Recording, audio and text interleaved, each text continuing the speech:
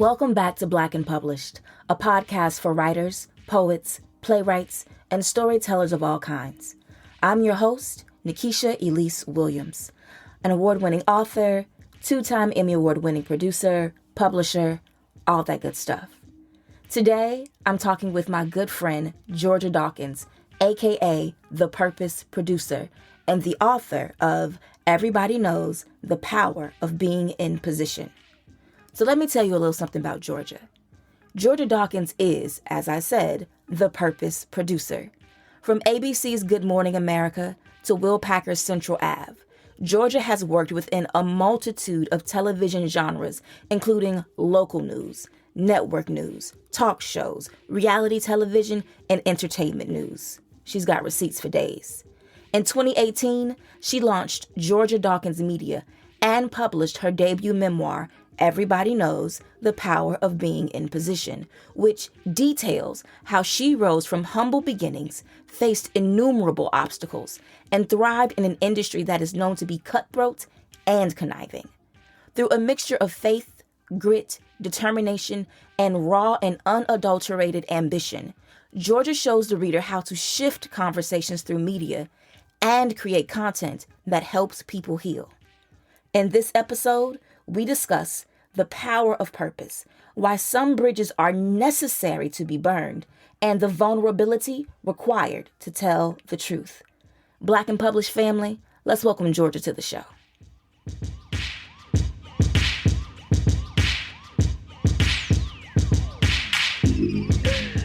All right, let's get started. When did you know that you were a writer? I think I always knew I was a writer. Maybe not, I didn't have maybe that word, but I knew I was a storyteller. I knew that. Well, I knew I like to entertain people, and I like to make up stories. Like it kind of started with like music and poetry, and maybe if I was in a girl group, this is what it would sound like.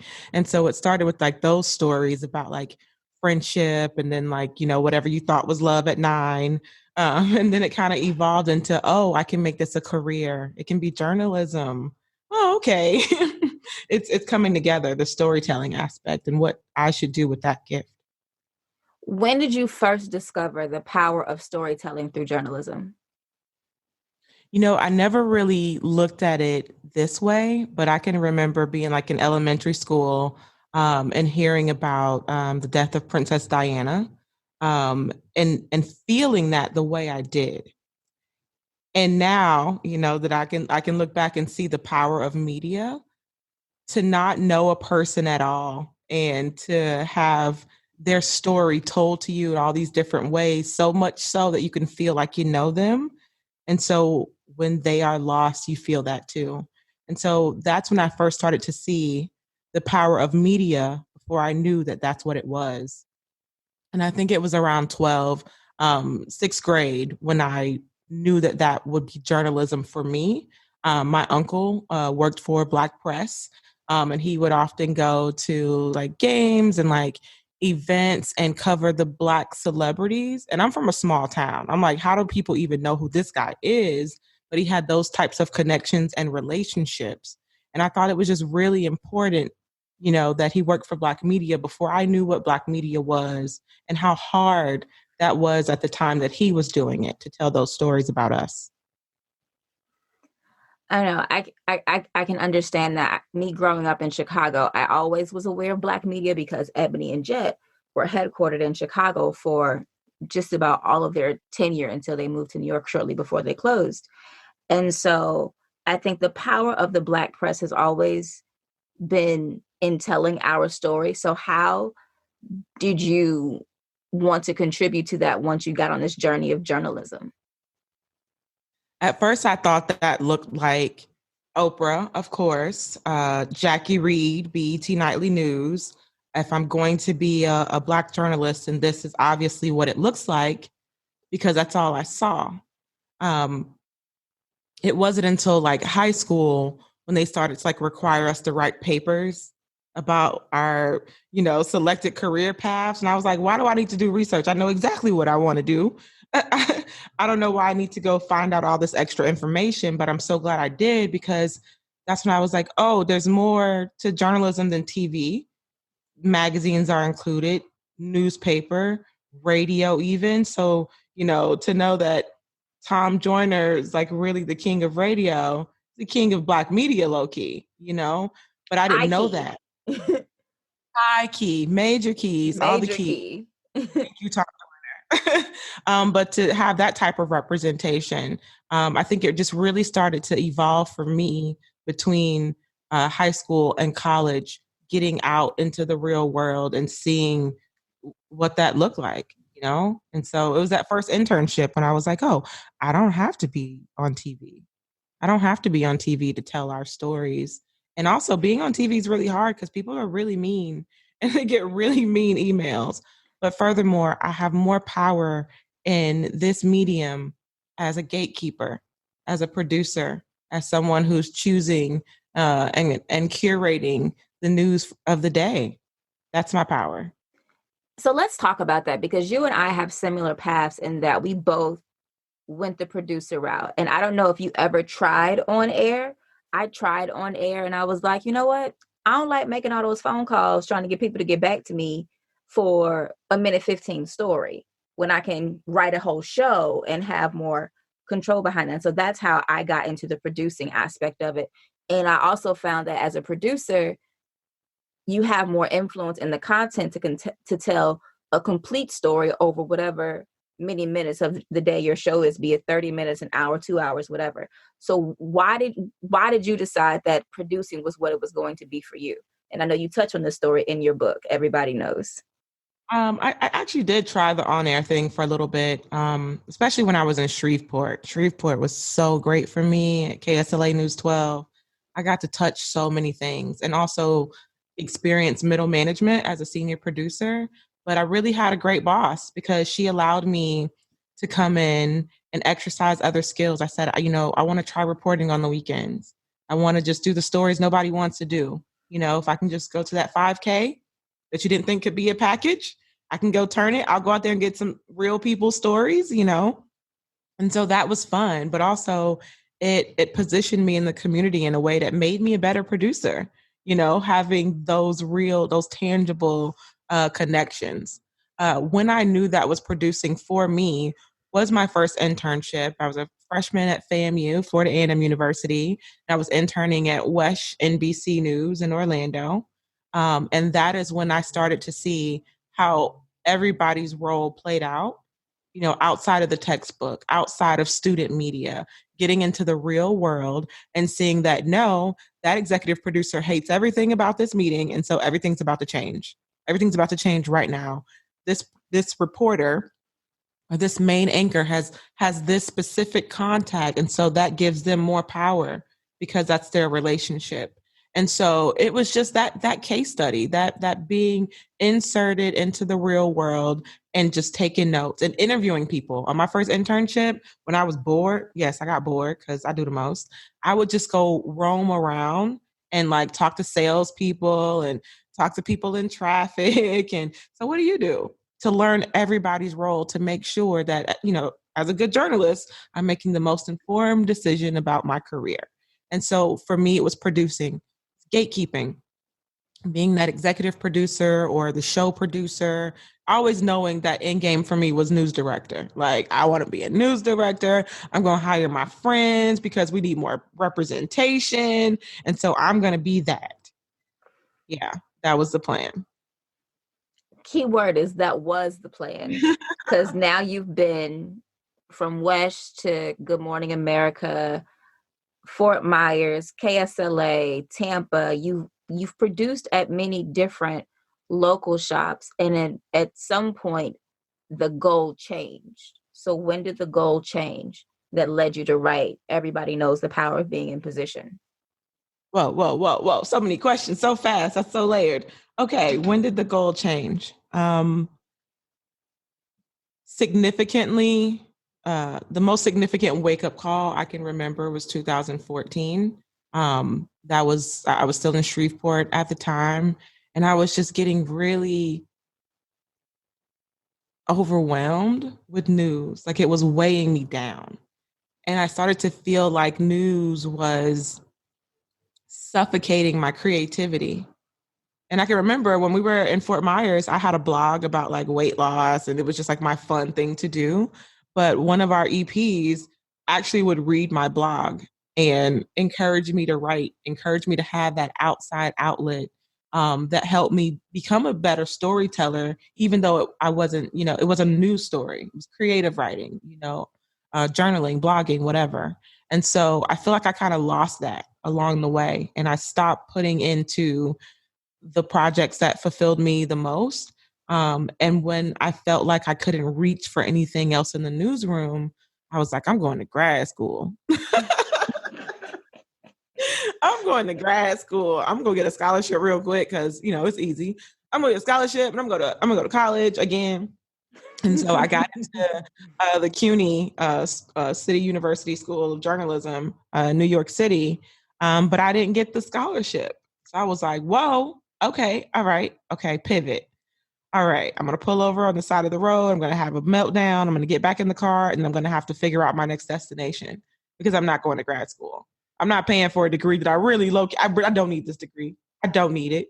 But I was like, oh, it could be good for teaching or for whatever I do down the road. So that was the wake up call 2014. I started applying for like fellowships and like any little thing that would keep me interested in the business that would encourage me.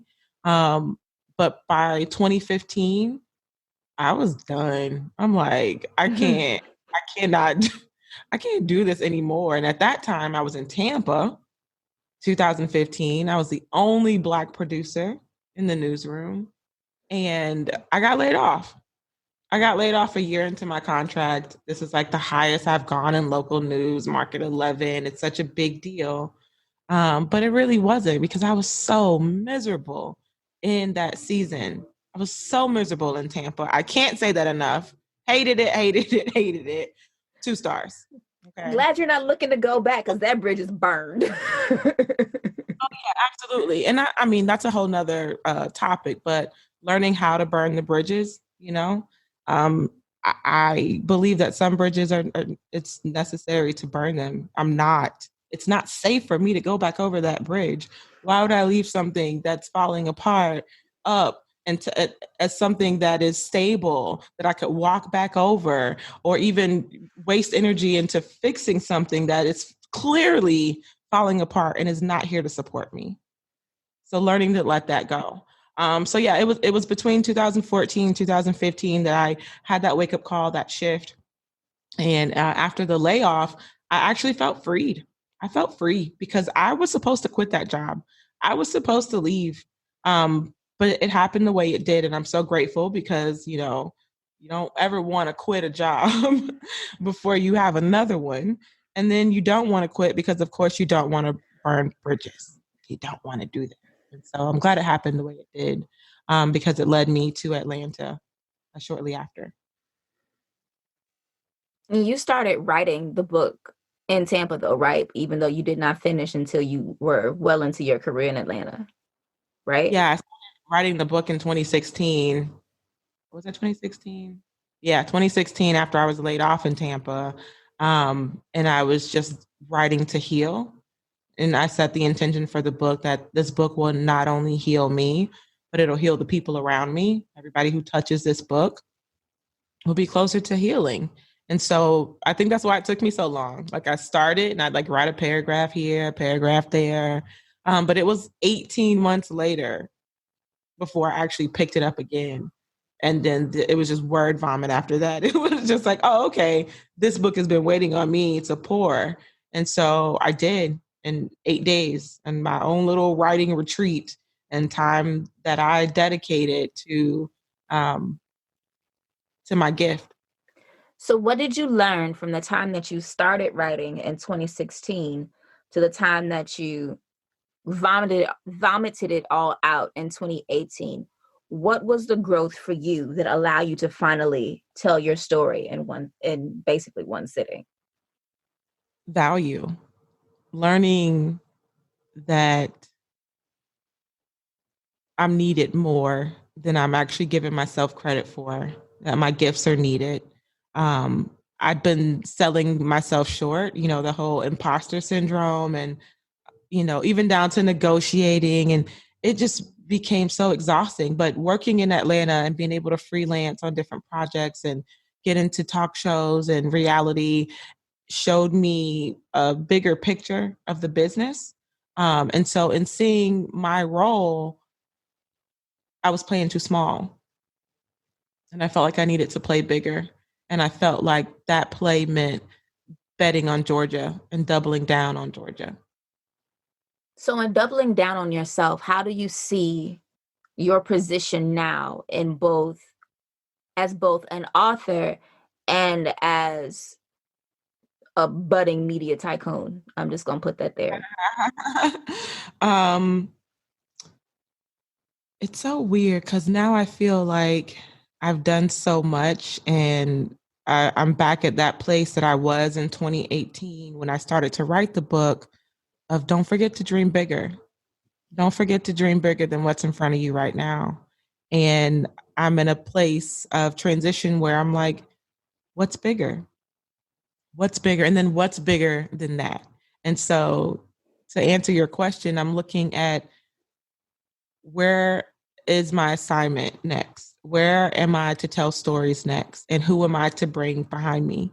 Because no matter what show I'm working on, I'm always looking to bring people with me.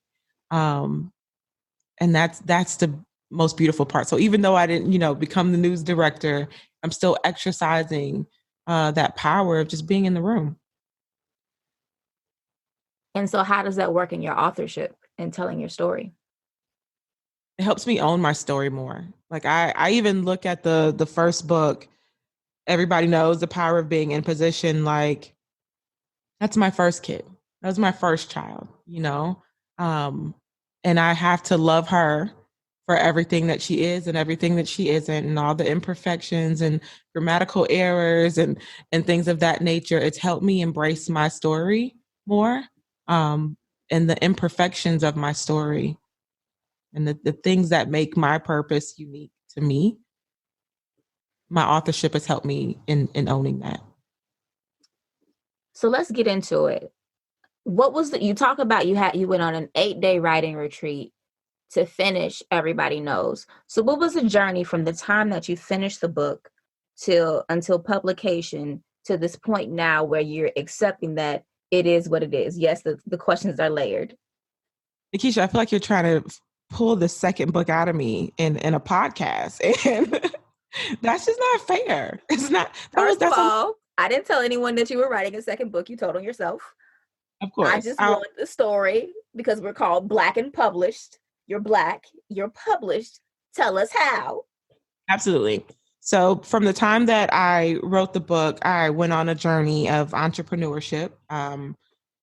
More I was more present in my journey of entrepreneurship. I feel like I was always like a low key entrepreneur. I always had a side hustle, but 2018 is where I made it legit. And so from the time that I finished writing the book and publishing 90 days later, I also launched my own media company, which really gives me more license and more protection to collaborate as a contractor on the projects that I do, because I don't come on anymore as an employee. I'm now hired as a contractor, so they're contracting my business.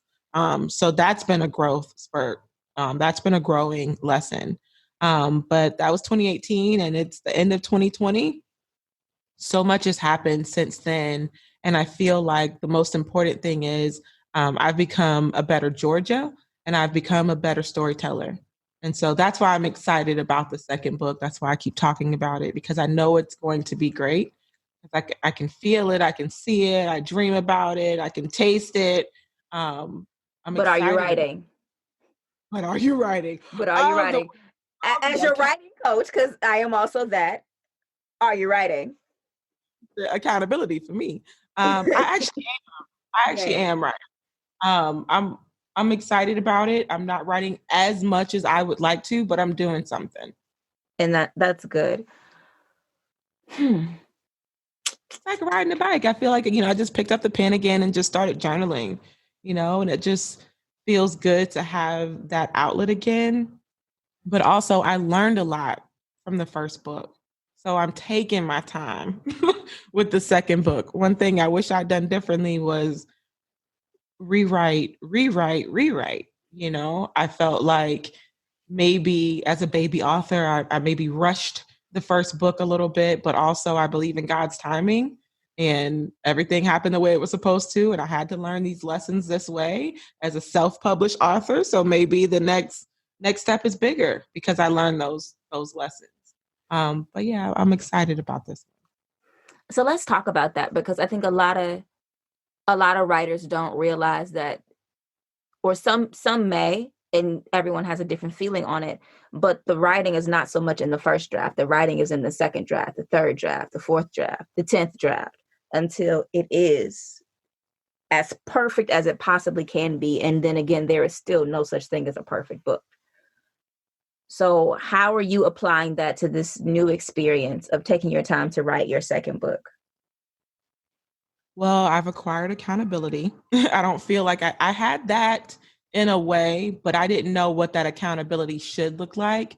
So, in this season of my life, in this book, it looks like having a writing coach, somebody just to yell at me every now and then and remind me to get back on track. And also the people around me, the people who are involved. I took on a lot of gifted services, and I learned you get what you pay for. You know what I'm saying? You know, and so now I ask people, no, what is your price? No, because I'm going to pay you because I have to invest in this.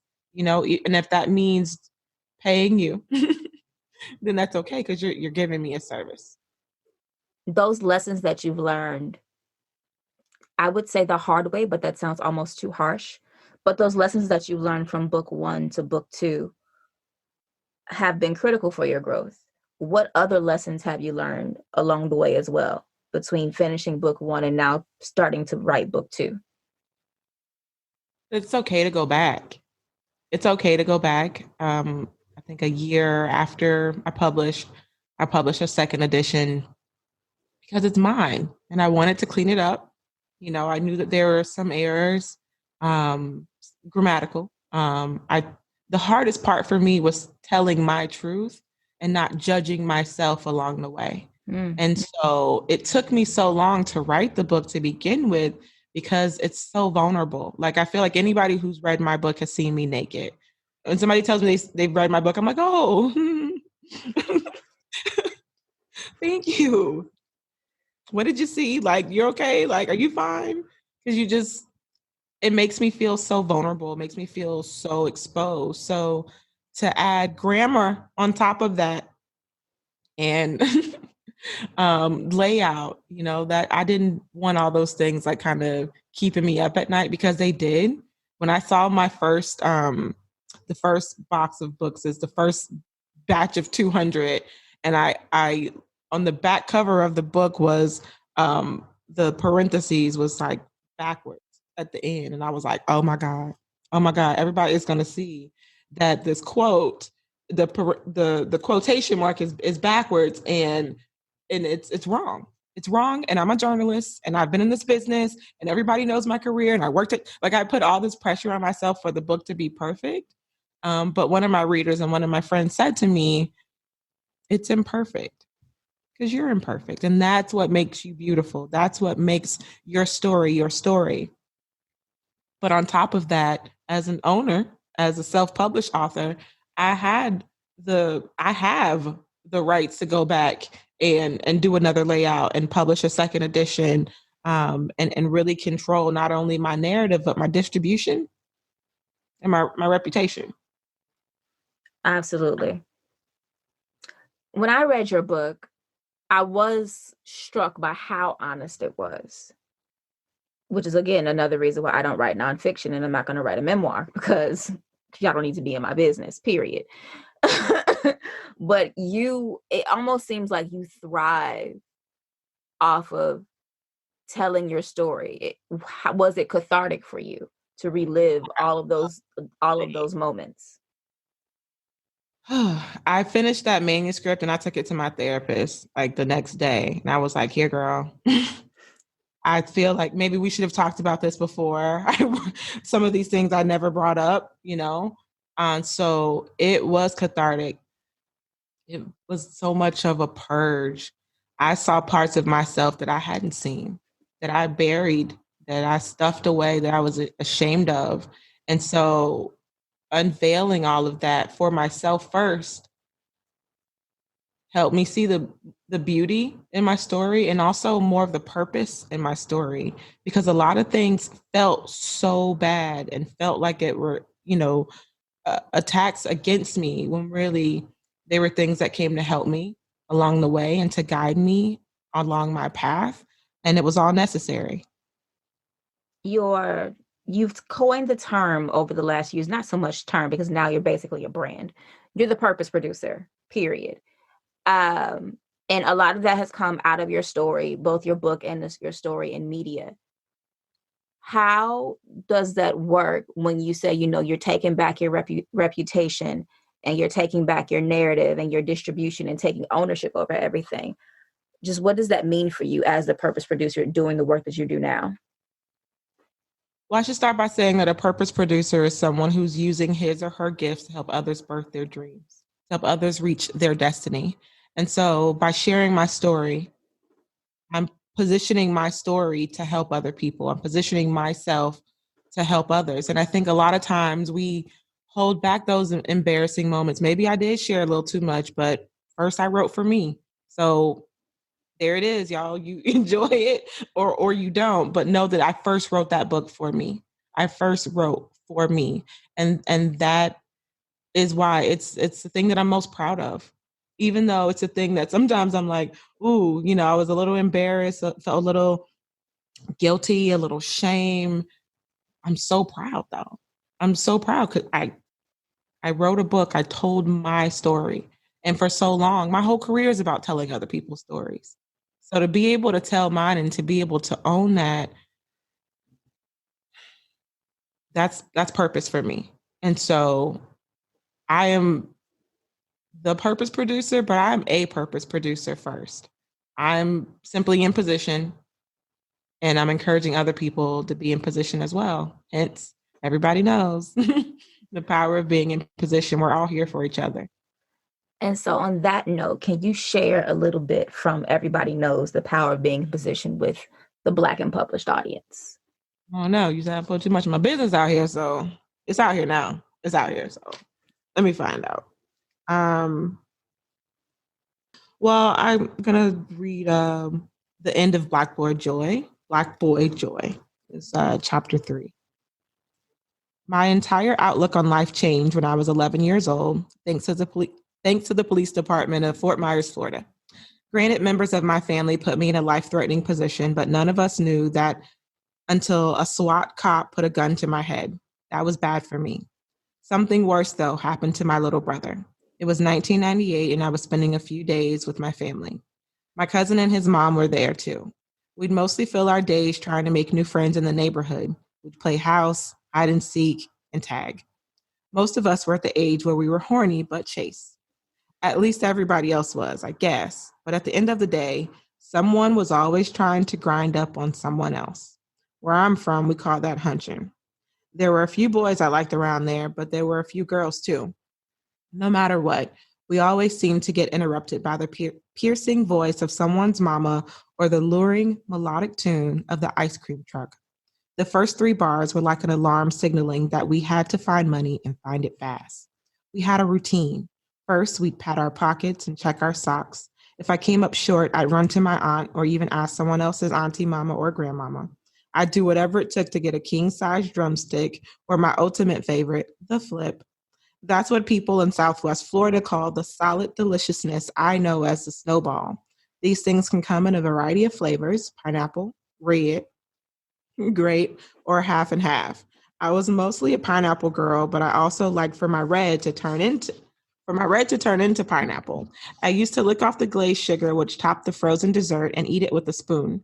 But by this time, I was a professional who licked off the glaze before rolling the cup between my hands just to flip it and eat it from the bottom. Nothing said summer in Florida like a flip. If I had known the childhood joy of my ice cream eating innocence was going to end abruptly, I might have slurped down a few more. One day, our summer memories of sugar and raging hormones were interrupted by a loud knock at the door. Then, almost immediately, someone kicked it down. I took off through the kitchen, out the back door, before I could see who it was. I was halfway through the woods behind the house when I remembered that I'd left my little brother behind. I ran back to get him just as fast as I'd taken off, but a man from the SWAT team stopped me in my tracks. Get down, he shouted as he pushed me to the ground. Get on the floor, put your hands behind your back, now, now. I didn't know what I had done wrong. I just followed his orders. There were other men searching around the house. The adults were cuffed in the living room, but they all started shouting at the SWAT cop, "You have to let her go. She's a child. She's just a child." The SWAT officer had used twisty ties to pin my arms behind my back. It hurt. What hurt more was seeing my little brother. The right side of my face was smushed into the ground, and the sight of me hogtied with a gun to my head had him screaming as he stood next to a police car about 30 feet away. Let my sister go, let my sister go. His eyes were no longer visible. I could only see tears in the back of his throat as he screamed with every ounce of strength he had.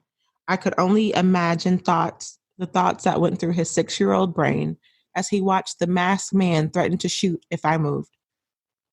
Later, I found out it was a drug raid, but we were kids. We had no idea what was going on. In the midst of chaos, my aunt yelled, "She's only 11." The adrenaline rush of the man with the gun to my head dropped enough for him to see he was pointing a weapon at a middle school aged child. Then he cut the plastic ties off my wrists and let me out of the house. I ran to my brother and held on to him. The rest of the day is a blur. I remember my mom coming to pick us up and the long, dark ride back home. Mama tried to make small talk, but I felt empty. I've never really told anyone about the summer the police put a gun to my head because I was afraid of who it might hurt. That moment has emotionally scarred me forever, and I'm done sacrificing my healing for another person's feelings. I just hate when the truth hurts my family. I have never recovered from that day. It was also the day my little brother lost every ounce of his Black boy joy. We were both just kids waiting on the ice cream truck. Whew. That hits different. Hearing it, you read it in 2020 from when I read it when your book first came out. That experience is so raw, and yet we've just gone through this hellish year where that experience was life for so many Black people across the country, and then was felt viscerally as we were all re-traumatized by watching it on TV. What does that do to you as someone who still works in television? I know now that I have to protect the little girl who I felt no one had protected. Um, I know now that I'm responsible for her healing, that I'm responsible for my healing, and I don't put that on anybody else. I mean, things happen to me, and that it happened. It's in the past now. Like nobody can go back and like fix it. I can only control how I move forward, and so yeah, it does hit different. It hits different. It's also triggering. I realized that a lot of times I was having issues, not just because it's inhumane, to see this stuff on TV and write to VO. Okay, cut your video to your script and make sure you're writing to every detail. Make sure Include you're the writing gnats of the gunshots or the the screams. gunshots, a screaming mother. Make sure you start your package with that. That kind of stuff was so triggering for me, and I didn't know that that's what it was. I didn't know that it was triggering trauma that I'd buried since I was a kid. But here I am wanting to be the best in this business and enduring this trauma all the time because I want to be great and I want people to see me as great. But I'm falling apart. Not That's not a good situation here. So is your writing a way to protect yourself from everything else that you do in the businesses that you do and the industries that you are a part of? I don't think it's protection just yet. I feel like you said, it's very honest. I feel like sometimes it, depending on who picks it up, it can be seen as a risk. I could be seen as a liability. She talks too much. So that's in the back of my head too. And so bringing it, full circle to entrepreneurship, I have to keep something going because I do run my mouth. I do talk a lot, but I'm passionate about the stories that need to be told. And my story was the first story that I felt like I needed to tell. So, And yeah, I feel like it's more of a risk than anything. so, what do you want readers to get out of your story? I want them to get healing. I love when I hear from readers that, they were in position or they felt like something was coming, but they didn't know what it was. God was trying to get their attention and they sat down for 2.5 hours, and read my book and came out of it with tools to help them in their journey. They came out of it with more clarity about their purpose and more clarity about the reason behind, reasons behind the things that happen to them in their lives or the things that are happening right now. I am my own reader. I often have to go back and pick it up and stir up the purpose inside myself. I have to go stir up my gifts as well. I have to go back and be reminded of where I came from, the process, the journey. Oh my gosh, it's so necessary. So I hope that readers pick it up and they are healed. Ooh, you say you had to go back and pick it up to stir up the purpose in you. Let's talk about that. Because writing is very much a creative thing. And even though you're telling your story, there is still an element of creativity in it into how you put the words down on the paper. So when you go back and you read what you put out 2 years ago and you've grown since then, how does that change you when you're in a mood where you don't feel like being everything that you are? I kind of feel like the book is kind of like a journal. Like I keep my journals from years and years, because writing is how I hold myself accountable. So when I go back and I read the chapters, it's like I'm reading notes to myself. It's like I've left myself these breadcrumbs on how to get back on track or how to get back to my purpose. So when I feel a little off, I go back to those crumbs. I go back to the piece I dropped that day in Fort Myers. I go back to the pieces I dropped in Shreveport, the pieces I dropped in Tampa, and I connect the dots. Where am I? What is the big picture? Where am I going from here? It's so necessary to go back and um, to go back and read my writing. I mean, I hate to say it like that because I know some people feel like, oh, it's fresh hell. They can't read their work, but I have to go back. I have to go back to see how far I came, to really be able to appreciate the writer who I am now. I have to go back and know that I deserve more grace with my first book. I deserve to give myself more grace with my first book. I deserve to give myself more grace and more patience with my first company. So just having those notes makes me better where I stand today. Have you embraced your position as a independent author?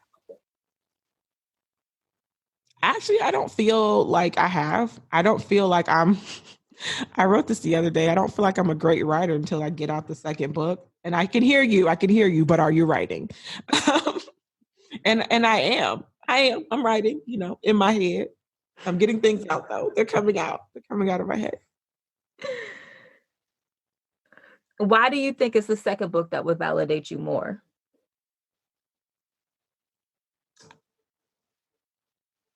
So when I wrote the first book, I said, I'm already proud of this book because nobody can take this away from me. This is my story. To be able to tell my story and to be able to tell my truth, the truth in my growth a second time, I feel like it's important for me to see that because, again, I like receipts. I like receipts and I want to be able to see the growth from book to book. I feel like I don't know any great writer who just like has like a one-hit wonder. Like, I'm not saying this is a one-hit wonder, but who just drops one mixtape and they're like out. Like, that's it. No, I feel like the beauty in being a great writer is you keep writing and you keep trying and you keep evolving. And you don't necessarily write to get better, for people to see you as better. You write to feel better. I would argue that you write to be better in all the ways that means. So I want to shift and go to the speed round, and then we're going to wrap up. So, what is your favorite book? I just finished The Mother of Black Hollywood. And that's become a favorite book of mine because of the transparency. It actually made me feel better about writing my book to see Jennifer Lewis telling all her business, but Jennifer Lewis can do that because she's Jennifer Lewis, Georgia's just out here running her mouth, but I feel like there'll be value in that eventually. You'll be Georgia motherfucking Dawkins. In reading and listening to her story and her owning the darkest moments in her life, that's it. That to me, that's great writing. That's great writing, to be able to see that I was a mess at this stage in my life. I was someone I don't even recognize today, but look at who I am today.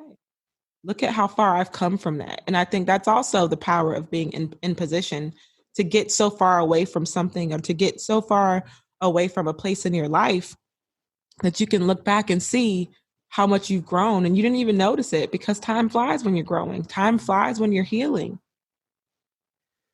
Who is your favorite author? I'll say Janet Mock.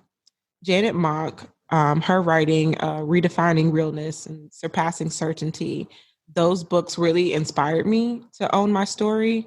Janet Mock is a Black trans woman who's a journalist, who started out in journalism, and now she's a writer on Pose and director, and she's doing all these things in Hollywood. But it started with her owning her story first. It started with her owning her truth. And that meant coming out to the world, that she'd been living as a cis gendered Black woman who's actually a trans woman, So yeah, I'd say Janet Mock is my favorite writer. What is your favorite movie? I know you said this is light then. This is quite terrible. This is low lightning. I'm gonna just say, Why Did I Get Married? Because it's my favorite Tyler Perry movie, and it's my favorite Tyler Perry play. I really also love Jill Scott, but it's a movie I can watch at any time, and it takes me to a place. I'm off in this other world. I like movies like that. But yeah, Why Did I Get Married? One of my favorite movies. No judgment. What is your favorite song? Do people have answers to these things? Yes, people have answers to these things. No one has been very quick about them, though. It's supposed to be a speed round. That was the intention. I'll say everything is one of, because I have a lot of favorite songs, but I'll say Running by Emily King is one of my favorite songs, because it talks about the journey of, running from the things that you've become, Ooh. Like, I wish I could stop running from all the things that I've become, all the things that I've done. What was the best thing about going to FAMU? The network. Indeed. The best thing about going to FAMU is absolutely the network, and knowing that they always have my back. They always have my back. What did you love most about TV news? The quick turnaround, the instant gratification. Like, we're doing this show today, all right? And we're going to do it live. And we're going to have all these key players, and we're going to have a live cam, okay? We're probably going to put the Sky Tracker out there too. The production of it, and then seeing it happen that same day, and then doing it again. I feel like it kind of created this unhealthy adrenaline for me now that I work on productions where it could be months. It could be years before I see my work, so sometimes I miss that control room adrenaline. And so what do you love most now about entertainment news magazine reality format? I guess I like what I don't like, and that is the time, the pacing, the development, the details. Taking that time out to really produce a story, segment produce, field produce, seeing it all come together. I really am enjoying the pacing. It's the pacing for me. Why do you like telling your story? It's mine. Nobody else can do it. Nobody knows what I know. And what is your superpower? Peace. Peace is my. Hey, I have one more from the section that you read in your book. Do you still like a flip? Yes. Oh my gosh. I was home like in October, and it was for sad occasion, death in the family. And my brother came home with these paper bags. Like, I was like, I already know what's in these bags. Like, I'm so excited. It was really, it made me really happy to see that. And I had a red one. I like that you gave flavors for all the others, and then red is just red. It's not red cherry. It's not red strawberry. It's just red. Like, there's really pineapple, grape, there's orange, and then there's red. Red. Red is an actual factual flavor. All right, last question. I'm gonna let you go. So you've been doing a lot of writing to heal others, and the telling of your story is part of your business. So when you're dead and gone, and someone sees what you've left behind in your work and in your words, what would you like them to write about your legacy? Look at all the people she helped put in position. I want people to see the light. Just one light. One light. That's legacy. There it is, Georgia Dawkins. Big thank you to Georgia for being here today on Black and Published. Make sure you check out Georgia's book, Everybody Knows the Power of Being in Position. And if you're not following her, follow Georgia on the socials. She's at Georgia Dawkins on Twitter and Instagram. That's our show for the week. If you liked this episode and want more Black and Published, go ahead and hit that subscribe button on your podcast platform of choice. Also, leave us a rating, a review, tell us who you want to hear on the show, give us your thoughts. You can also follow Black and Published at Black and Published on Instagram and Twitter. That's BLK and Published. And to keep up with me, head to newrights.com or follow me on the socials. I'm at Nikesha_Elise on Twitter and Instagram. That's our show for the week. I'll holler at y'all next time. Peace.